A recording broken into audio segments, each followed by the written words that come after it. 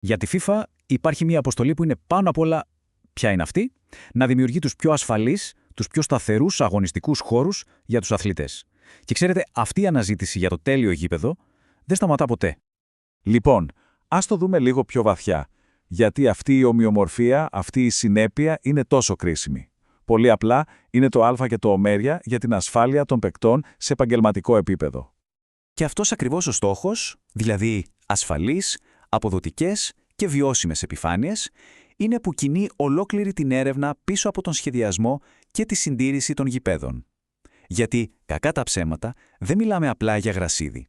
Μιλάμε για επιστήμη, για μηχανική ακριβέας. Και πώς το πετυχαίνει αυτό η FIFA? Όχι με ευχές, αλλά με πολύ συγκεκριμένα μετρήσιμα κριτήρια. Κάθε γήπεδο που θέλει να λέγεται κορυφαίο πρέπει να περνάει το τεστ. Πάμε να δούμε αυτούς τους 3 βασικούς πυλώνες. Εδώ λοιπόν είναι το ζουμί. Αυτοί οι 3 αριθμοί, αυτές οι 3 παράμετροι, καθορίζουν τα πάντα σε έναν αγώνα. Πρώτον, η σκληρότητα της επιφάνειας. Σκεφτείτε τις πτώσεις, τις προσγειώσεις. Δεύτερον, η περιστροφική αντίσταση. Τι είναι αυτό? Είναι το πόσο γραπώνει η τάπα του παπουτσιού στο χόρτο όταν ο παίκτης κάνει μια απότομη αλλαγή κατεύθυνσης. Κρίσιμο για τα γόνατα. Και τρίτον, φυσικά, η αναπήδηση της μπάλας. Το να βρεθεί χρυσή τομή ανάμεσα σε αυτά τα 3, αυτό είναι το μυστικό για ένα ασφαλές και ποιοτικό παιχνίδι. Ωραία. Αφού είδαμε τη θεωρία και τα στάνταρ της FIFA, πάμε να δούμε πώς ένα συγκεκριμένο υβριδικό σύστημα, το Powergrass, τα καταφέρνει στην πράξη. Και μάλιστα σε 2 εντελώς διαφορετικά κλίματα. Κοιτάξτε, δεν μιλάμε τυχαία, έχουμε στα χέρια μας έρευνες από 2 μεγάλα πανεπιστήμια στην Αμερική, το Michigan State και το University of Tennessee. Πήραν λοιπόν διάφορα υβριδικά συστήματα και τα έβαλαν κάτω από το μικροσκόπιο για να δουν πώς συμπεριφέρονται σε διαφορετικές συνθήκες, από το εύκρατο κλίμα του Michigan μέχρι τη ζέστη και την υγρασία του Tennessee. Και τα αποτελέσματα μιλάνε από μόνα τους. Δείτε τη σταθερότητα του Powergrass. Η σκληρότητα και η αναπήδηση της μπάλας σχεδόν ίδιες και στα 2 μέρη. Γιατί? Όλο το μυστικό κρύβεται στη δομή του. Έχει ένα ειδικά μελετημένο τρισδιάστατο πλέγμα με πολύ ανθεκτικές ίνες, καλά στερεωμένες πάνω του, που του δίνει αυτή την απίστευτη ομοιομορφία. Τώρα, προσέξτε αυτόν τον αριθμό, 71 Gmax. Αυτή είναι η αρχική τιμή σκληρότητας. Γιατί είναι τόσο σημαντικό? Επειδή βρίσκεται στο κάτω στο πιο ασφαλές άκρο της κλίμακας που ορίζει η FIFA. Και τι σημαίνει αυτό πρακτικά? Σημαίνει ότι έχεις ένα τεράστιο περιθώριο ασφαλείας. Σκεφτείτε το. Το γήπεδο μπορεί να φάει πολύ παιχνίδι, πολύ πίεση, πριν καν πλησιάσει το όριο του να γίνει επικίνδυνα σκληρό. Αντίθετα, άλλα συστήματα ξεκινάνε από πολύ ψηλά, σχεδόν στο όριο.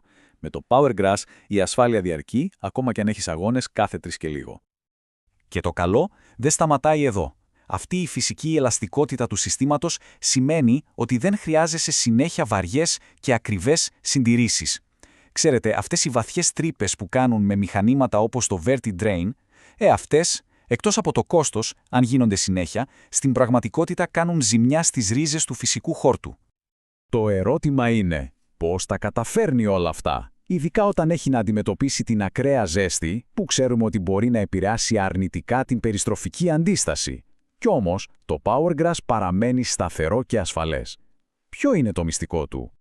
Η απάντηση λοιπόν κρύβεται κάτω από την επιφάνεια, στο ίδιο το υπόστρωμα. Εδώ, οι ειδικοί του Powergrass έχουν ενσωματώσει ένα εκπληκτικό φυσικό ορυκτό, τον ζεόλιθο. Σκεφτείτε τον σαν ένα έξυπνο σφουγγάρι. Αυτός, μαζί με τη σωστή διαχείριση του ποτίσματος που γίνεται με ειδικούς αισθητήρες, είναι που προστατεύει τις ρίζες από το σοκ της ζέστης. Και αυτό μας φέρνει σε ένα πολύ κρίσιμο ερώτημα για όσους συντηρούν γήπεδα. Όταν ο υδράργυρος χτυπάει κόκκινο πάνω από τους 25 βαθμούς Κελσίου, τι πρέπει να κάνουμε με το πότισμα? Ποιος είναι ο στόχος? Η ανάπτυξη ή η επιβίωση? Εδώ είναι η ανατροπή. Αντίθετα με ό,τι πιστεύουν οι περισσότεροι, η στρατηγική πρέπει να αλλάξει τελείως. Σε τέτοιες συνθήκες, ο χλωοτάπητας υποφέρει. Δεν τον ενδιαφέρει να μεγαλώσει. Τον ενδιαφέρει να επιβιώσει. Άρα, ο στόχος μας είναι να του δίνουμε ίσα-ίσα το νερό που χρειάζεται για να μην ξεραθεί και κυρίως να δροσίζουμε την επιφάνεια τις πιο καυτές ώρες της ημέρας. Έτσι, προστατεύουμε τις ρίζες από την υπερθέρμανση. Και εδώ ακριβώς είναι που ο ζεόλιθος παίζει τον πρωταγωνιστικό ρόλο. Τι κάνει? Πρώτον, μειώνει το ελεύθερο νερό ανάμεσα στους κόκκους της άμμου, ρίχνοντας έτσι τη θερμοκρασία εκεί που είναι οι ρίζες. Και δεύτερον, κρατάει μέσα του νερό και θρεπτικά συστατικά σαν σφουγγάρι και τα δίνει στο φυτό σιγά-σιγά όποτε τα χρειάζεται. Έτσι όχι μόνο προστατεύει το γρασίδι, αλλά κάνει και τρομερή οικονομία στο νερό. Όπως καταλαβαίνετε, όλη αυτή η προσέγγιση με την τεχνολογία και τα υλικά αλλάζει εντελώς τον τρόπο που σκεφτόμαστε τη συντήρηση ενός γηπέδου. Η συντήρηση λοιπόν δεν είναι πια τρέχω να φτιάξω τη ζημιά. Γίνεται προληπτική. Στόχος μας είναι να διατηρούμε την υγεία του φυσικού χόρτου, να διαχειριζόμαστε προληπτικά τη θερμοκρασία, την υγρασία και την οργανική ύλη, κρατώντας την στο ιδανικό ποσοστό. Έτσι εξασφαλίζουμε σταθερότητα, ασφάλεια και φυσικά χαμηλότερο κόστος. Οπότε, για να το κλείσουμε, το πιο σημαντικό που πρέπει να κρατήσουμε είναι το εξής. Όταν φροντίζεις να κρατάς το φυσικό χόρτο υγιές, μέσα σε αυτά τα ιδανικά όρια που είπαμε, τότε η ασφάλεια των παικτών δεν είναι κάτι που κυνηγάς, είναι το φυσικό αποτέλεσμα. Αυτές οι παράμετροι είναι, στην ουσία, η μοναδική πραγματική εγγύηση για ένα ασφαλές παιχνίδι. Και το καλύτερο, κάνουν τη συντήρηση και πιο εύκολη και πιο οικονομική. Και αυτό μας αφήνει με μια τελευταία σκέψη που ίσως είναι και η πιο σημαντική. Τι θα λέγατε αν το πιο ασφαλές γήπεδο ήταν ταυτόχρονα και το πιο βιώσιμο? Ίσως τελικά η ασφάλεια των παικτών και η βιωσιμότητα του πλανήτη να μην είναι δύο διαφορετικοί δρόμοι, αλλά οι δύο όψεις του ίδιου ακριβώς νομίσματος.